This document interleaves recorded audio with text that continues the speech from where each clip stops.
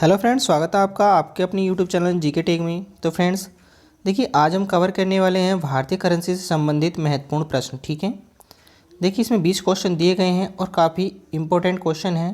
किसी न किसी एग्जाम में ज़रूर एक आध क्वेश्चन ज़रूर पूछ लेता है। ठीक है, तो बहुत ही अच्छी तरीके से कवर किए गए हैं। एक बार वीडियो को ज़रूर देखें पूरा।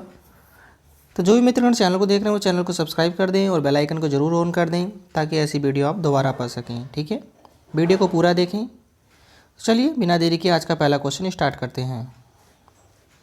क्वेश्चन नंबर 1 है,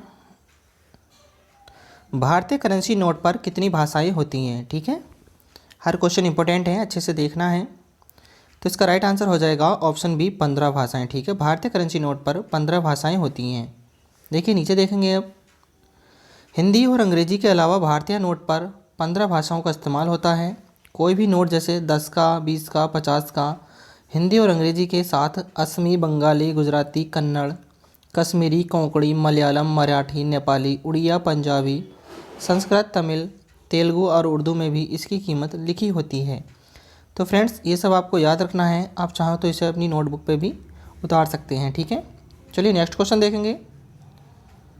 देखिए क्वेश्चन नंबर 2 है, भारतीय मुद्रा के लिए प्रतीक चिन्ह कब चुना गया। ठीक है, तो इसका राइट आंसर हो जाएगा ऑप्शन ए, 2009 में। देखिए रुपये के प्रतीक चिन्ह के लिए चयन के लिए 5 मार्च 2009 को भारत सरकार ने पूरे देश में प्रतियोगिता आयोजित कर आमजन से इस प्रतीक चिन्ह का डिजाइन मांगा। तत्कालीन वित्त मंत्री प्रणब मुखर्जी ने 2010 में बजट पर चर्चा के दौरान कहा था, यह निशान भारतीय संस्कृति और मूल्य के अनुरूप होना चाहिए। नेक्स्ट क्वेश्चन देखेंगे, भारतीय मुद्रा यानी कि इंडियन करेंसी के लिए प्रतीक चिन्ह का डिज़ाइन किसने तैयार किया। ठीक है, इंपॉर्टेंट क्वेश्चन है। तो इसका राइट आंसर हो जाएगा option D, doctor Uday Kumar ने। ठीक है, डी उदय कुमार ने। तो याद रखना है ये। देखिए यह चिन्ह भारतीय प्रौद्योगिकी संस्थान IIT मुंबई के post graduate design Shri doctor Uday Kumar ने बनाया है। इस चिन्ह को वित्त मंत्रालय द्वारा आयोजित एक खुली प्रतियोगिता में प्राप्त हजारों डिजाइनों में से चुना गया है। नेक्स्ट क्वेश्चन है, भारतीय रुपये का ISO कोड क्या है। तो इसका राइट आंसर हो जाएगा ऑप्शन ए, INR। ठीक है, याद रखना है।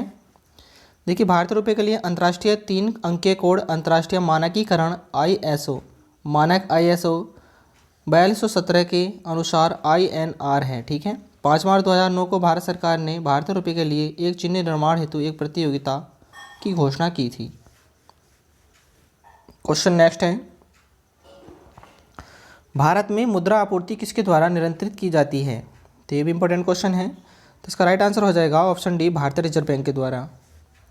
देखिए बाजार में पैसे की आपूर्ति भारत के मामले में रिजर्व बैंक ऑफ इंडिया किसी भी देश के केंद्रीय बैंक की जिम्मेदारी होती है। भारतीय रिजर्व बैंक अर्थव्यवस्था में मुद्रा की आपूर्ति के लिए करेंसी छपवाती है। नेक्स्ट क्वेश्चन देखेंगे, भारत में कागजी नोट मुद्रा जारी करने का पूर्ण अधिकार किसके पास है।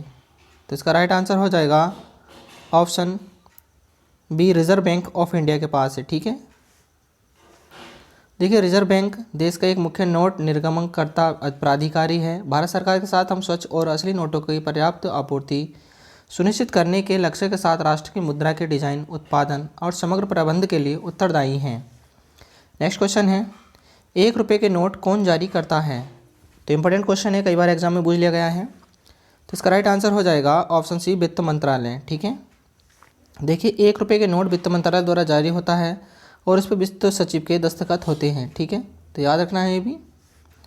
नेक्स्ट क्वेश्चन है, 1 रुपये के नोट पर किसका हस्ताक्षर रहता है। तभी ऊपर बताया गया था। तो इसका राइट आंसर हो जाएगा ऑप्शन सी, वित्त सचिव के। ठीक है, 1 रुपये के नोट पर वित्त सचिव के हस्ताक्षर होते हैं। तो याद रखना है ये भी। नेक्स्ट क्वेश्चन है, भारत में सिक्के जारी करने के लिए कौन अधिकृत है। तो इसका राइट आंसर हो जाएगा ऑप्शन ए, वित्त मंत्रालय। ठीक है, देखिए भारतीय रिजर्व बैंक भारत का सर्वोच्च मौद्रिक प्राधिकरण है। यह 2 रुपये से लेकर 10,000 रुपये तक के नोटों को प्रिंट करने के लिए अधिकृत है। 1 रुपये का नोट RBI के बजाय वित्त मंत्रालय द्वारा मुद्रित किया जाता है, लेकिन मुद्रा और सिक्के की अर्थव्यवस्था का प्रचलन, सर्कुलेशन केवल RBI द्वारा किया जाता है। नेक्स्ट क्वेश्चन है, 2,000 रुपये के नोट के पीछे की तरफ किसकी आकृति छपी हुई है। तो इसका राइट आंसर हो जाएगा ऑप्शन सी, मंगलयान। ठीक है, 2,000 रुपये के नोट के पीछे किसकी तस्वीर है, मंगलयान की तस्वीर है। तो याद रखना है ये भी। देखिए भारतीय 2000 रुपये के नोट भारतीय रुपये का मूल्य है। इसे 8 नवंबर 2016 को 500 और 1000 रुपये बैंकों की नोटबंदी के बाद भारतीय रिजर्व बैंक द्वारा जारी किया गया था और 10 नवंबर 2016 से परिसंचरण में रहा है। 2000 रुपये का नोट गुलाबी रंग का है। इसमें पीछे की ओर मंगलयान की तस्वीर छपी है। ठीक है, तो याद रखना है ये भी। इसकी चौड़ाई की बात करेंगे तो चौड़ाई कितनी है, एग्जाम में पूछ लेता है। देखिए किसी भी, इसकी चौड़ाई 186 मिलीमीटर है, वह ऊंचाई 66 मिलीमीटर है। ठीक है, याद रखना है ये भी। क्वेश्चन 11 है, 500 रुपये के नोट के पीछे की ओर किसकी आकृति बनी हुई है? तो इसका राइट आंसर हो जाएगा ऑप्शन ए, लाल किले की। ठीक है, देखिए नोट में महात्मा गांधी और लाल किले की तस्वीर है। ये 66 मिलीमीटर चौड़ा और 150 मिलीमीटर लंबा है। ये नया नोट पत्थर की तरह स्लेटी रंग का है और इस पर स्वच्छ भारत अभियान का लोगो भी है, तो ये भी याद रखना है आपको। नेक्स्ट क्वेश्चन है, 200 रुपये के नोट के पीछे की ओर किसकी तस्वीर छपी हुई है? तो इसका राइट आंसर हो जाएगा ऑप्शन ए, सांची का स्तूप। ठीक है, सांची का स्तूप 200 रुपये की नोट के पीछे की तरफ छपा हुआ है। ठीक है, देखिए 200 रुपये के नोट के पीछे की ओर सांची के स्तूप का मोटिव दिया गया है। नोट का बेस कलर चमकीला पीला रखा गया है और महात्मा गांधी की तस्वीर नोट के बीचों बीच है।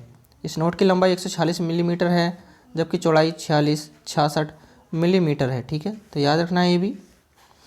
नेक्स्ट क्वेश्चन है, 100 रुपये के नोट पर पीछे की तरफ किसकी आकृति छपी हुई है? तो इसका राइट आंसर हो जाएगा ऑप्शन सी, रानी की बाब। देखिए नए 100 रुपये के नोट पे पीछे गुजरात के पाटन ज़िले में स्थित रानी की बाब का चित्र होगा जो यूनेस्को विश्व धरोहर है। नोट के आगे पीछे दोनों भागों पर अन्य डिजाइन ज्यामितिक पैटर्न हैं जिन्हें समग्र अग्र योजना के साथ संरेखित किया गया है। इस नोट की लंबाई 66 मिलीमीटर है जबकि चौड़ाई 142 मिलीमीटर है, तो ये भी याद रखना है आपको। नेक्स्ट क्वेश्चन है, 50 रुपये के नोट पर पीछे की तरफ किसकी आकृति छपी हुई है? तो इसका राइट आंसर है ऑप्शन सी, हम्पी के रथ। ठीक है, याद रखना है। नोट के पीछे के हिस्से में हम्पी के रथ की तस्वीर लगाई गई है जो देश की सांस्कृतिक धरोहर को दिखाता है। नोट का रंग नीला है। नए नोट 50 के नोट की चौड़ाई 66 मिलीमीटर है और लंबाई 135 मिलीमीटर है, तो याद रखना है ये भी। नेक्स्ट क्वेश्चन है, 20 रुपये के नए नोट पर पीछे की तरफ किसकी तस्वीर छपी हुई है?